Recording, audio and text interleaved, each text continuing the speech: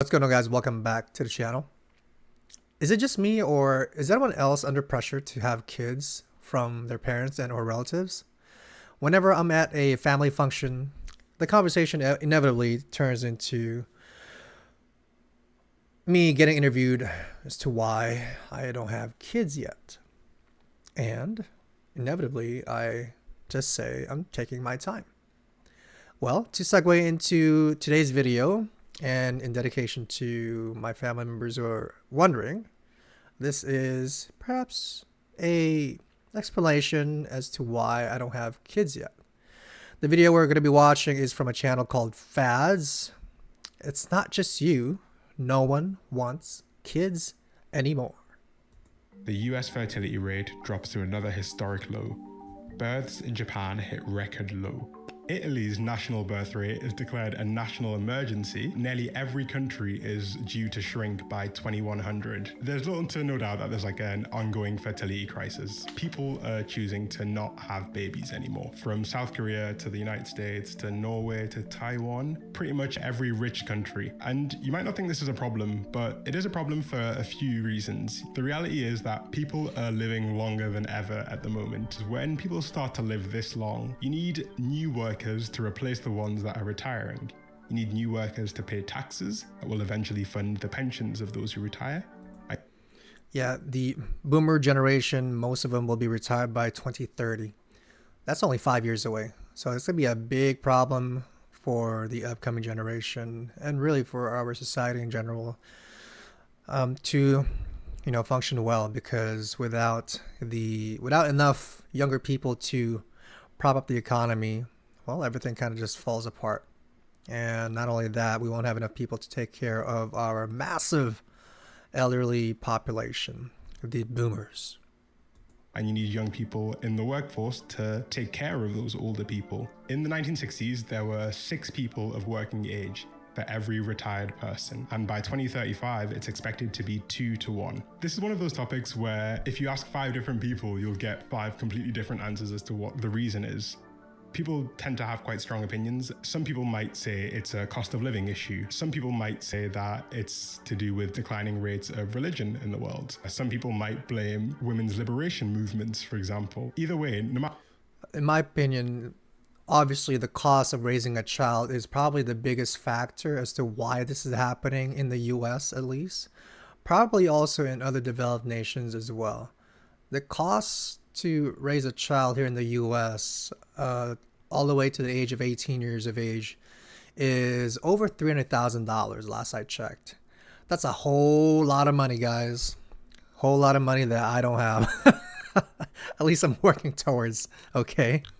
So, plus I'm trying to buy a house. That's another $700,000, $800,000 here in California. So right there, on top of the bat, over $1 million just to have your American dream, okay? So I'm working overtime.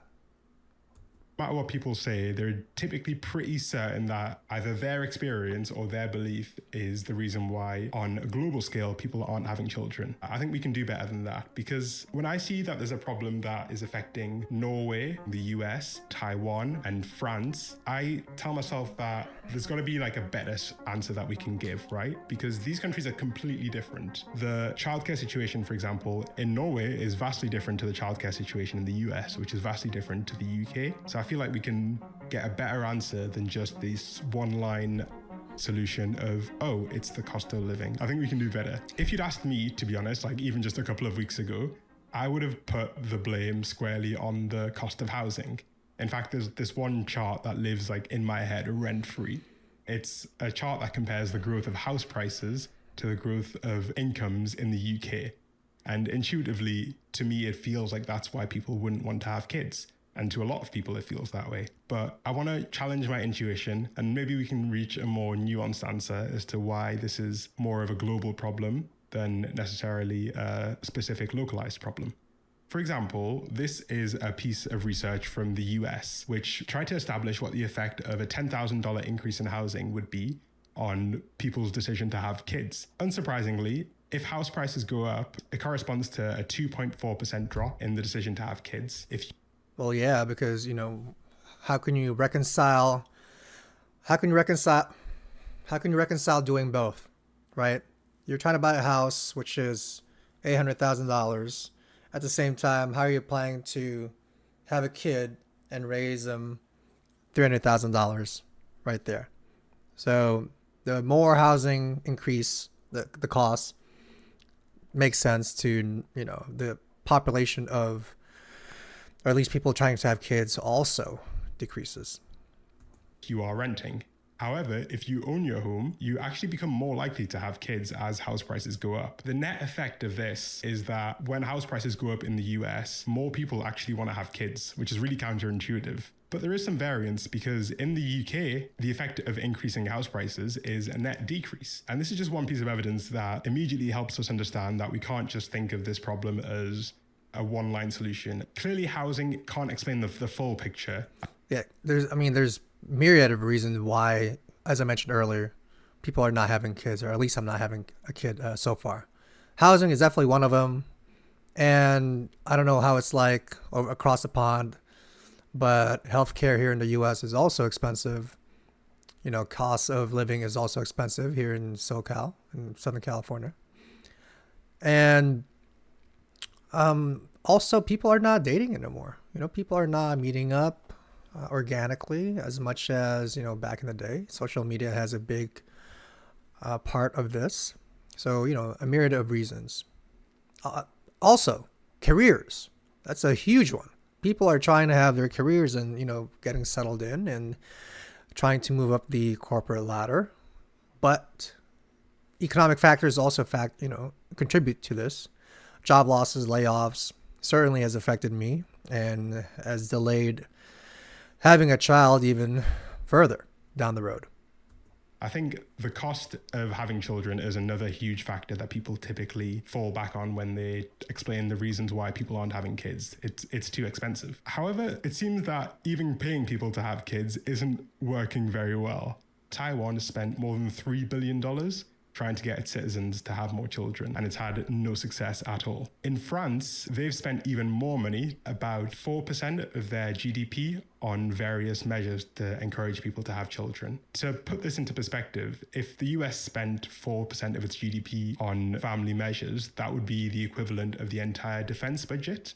So some countries at least, are actually spending a huge amount of money on things like tax breaks, things like direct cash transfers, and things like childcare benefits to encourage people to have kids. So clearly there's a bit more to this whole situation than meets the eye initially. And I think we can maybe look at some of the research and evidence, because there is a whole body of research and evidence to engage with. And I've tried to find the best bits to share it with you, and I'm curious to hear what your opinions are on these different aspects. What I do find really interesting is how the narrative has changed around this topic, because a couple of decades ago, overpopulation was all the rage. All of the discussion around the number of people on Earth. This is true. Back in the 90s and even early 2000s, that was all the rage back then, how there are way too many people. The Chinese are going to eat everything everything in the world, from the fish in the oceans to the crops that we grow in farmlands, or they grow in their farmlands. So that's why they even had the one-child policy from a few decades ago. Certainly, that is not the case any longer. Revolved around the fact that there were too many people, and we have two people to blame for this. First of all, we have this dude here. His name is Thomas Malthus, and he is an 18th century economist, and he was the first major figure to really write about this idea of a population boom. He saw that the quality of life in 18th century England was dropping pretty quickly, and he said that there was just too many people and that we'd get to a point where there wouldn't be enough food to sustain the growing population. And a couple of decades later, another professor wrote about the same topic. His name was Paul Ehrlich, and he wrote a book called The Population Bomb. And people really believed him. To kind of put into perspective how scared people were of overpopulation, I want to share a quote by the chairman of the Federal Reserve in the US, who said that overpopulation could be more explosive than the atomic or hydrogen bomb. Even on the other side of the world, in China, these fears of overpopulation promoted China's decision to implement their one-child policy.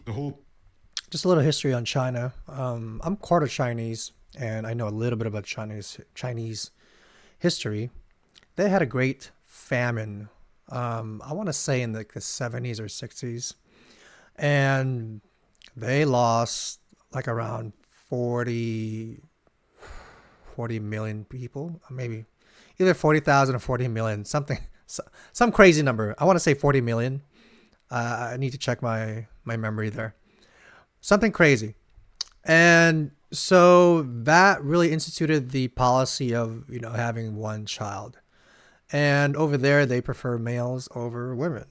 So, package of laws and regulations designed to stop Chinese people from having more than one child. If we fast forward to today, those fears were like clearly unfounded. I think most of us understand that food insecurity is a distribution problem and not an agriculture problem. And instead, we've ended up in the situation where underpopulation is the problem, where there are not enough young people. And I want to take a little bit of time to talk about the US specifically, because I think they've got some really interesting factors that paint a different picture of the fertility crisis to the one that you might have in your head at the moment. This is a graph of the US fertility rates, and it's the kind of graph that makes you want to jump to a specific conclusion or a one-line answer as to what's going on here. But the real interesting part of this graph isn't what it looks like now, it's what it looks like when you kind of break it down by demographics. And thankfully, The Economist has done this for me. If we look at birth rate divided by age, we see some really interesting trends. Somewhat surprisingly, the fertility rate amongst women over 30 has actually been steadily rising since the 1990s. However, you might see something else that's quite interesting. Birth rates amongst 15 to 19-year-old women in the US dropped dramatically. and it only makes sense because if you're a woman in today's age, why would you bring a child into the world when you can barely support your own? Like, it just doesn't make sense for that to happen. You see a lot of women nowadays just so desperate that they turn into OnlyFans and sell their bodies online for $5 a pop or however much it is. And they see that as a more lucrative life path instead of having a child.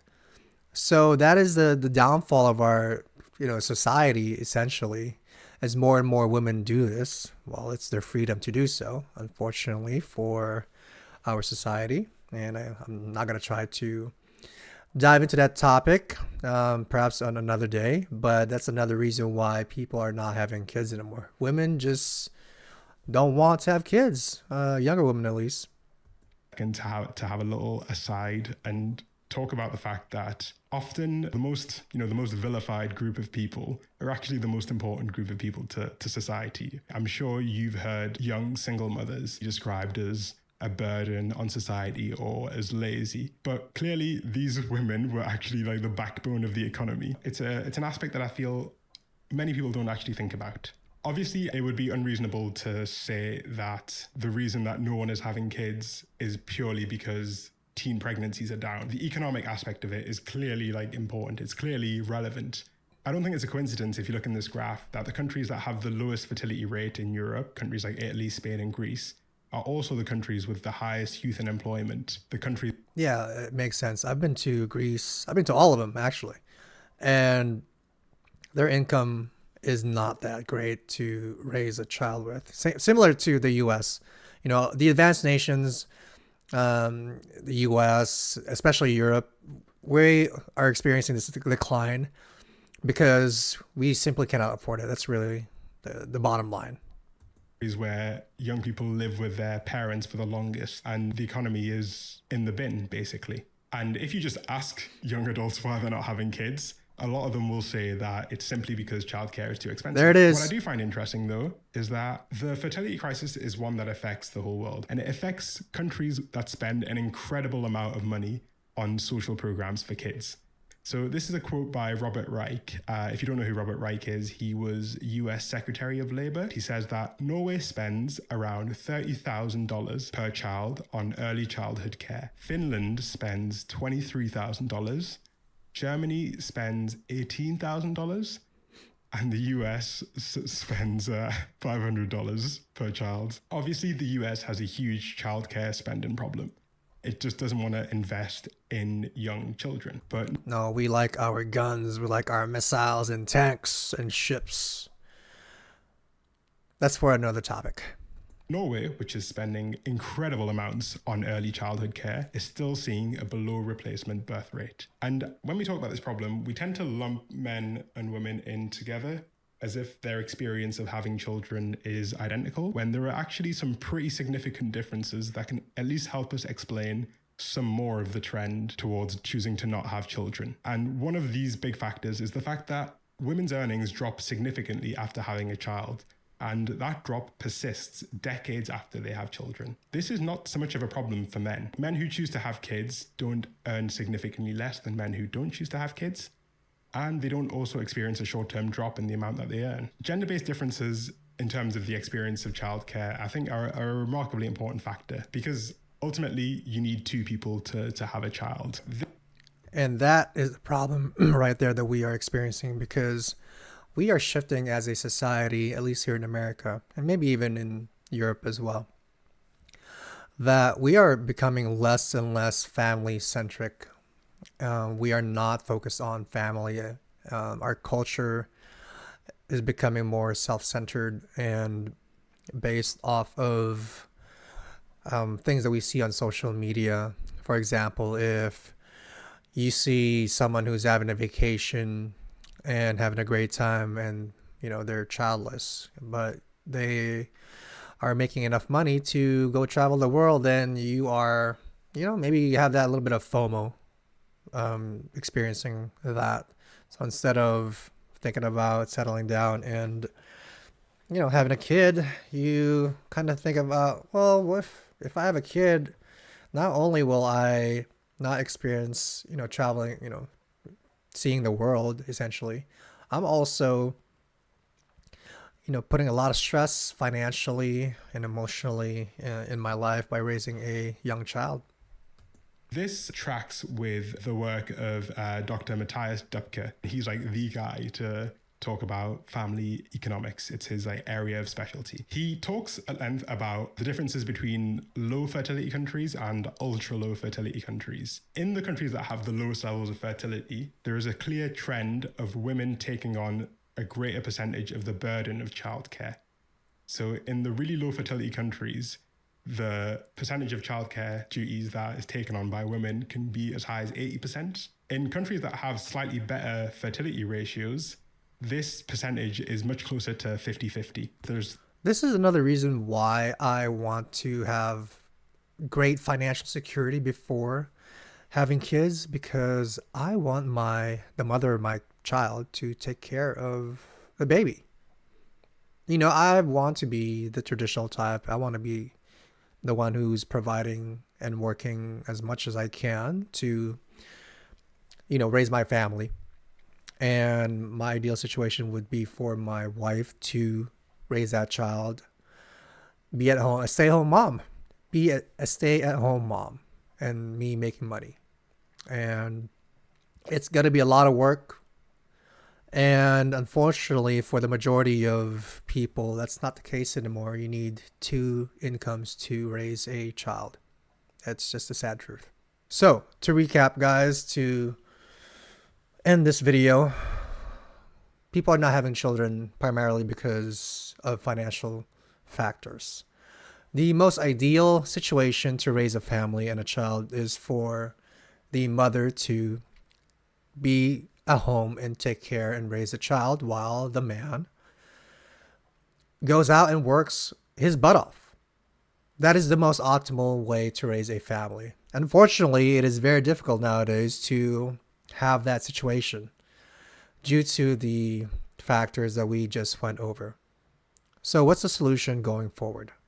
Well, we need to, increase or rather lower the cost of living so that people can actually afford raising a child. We also need to make housing more affordable. We need to have women, make more babies, at least have the urge to start a family. Maybe bring back a little bit of traditionalism. Maybe that is just me wishfully thinking for a situation that may not be possible anymore, at least not in the near future. But that's not going to stop me from trying to achieve my American dream, at least my very version of it. I'll see you guys next time and have a good night.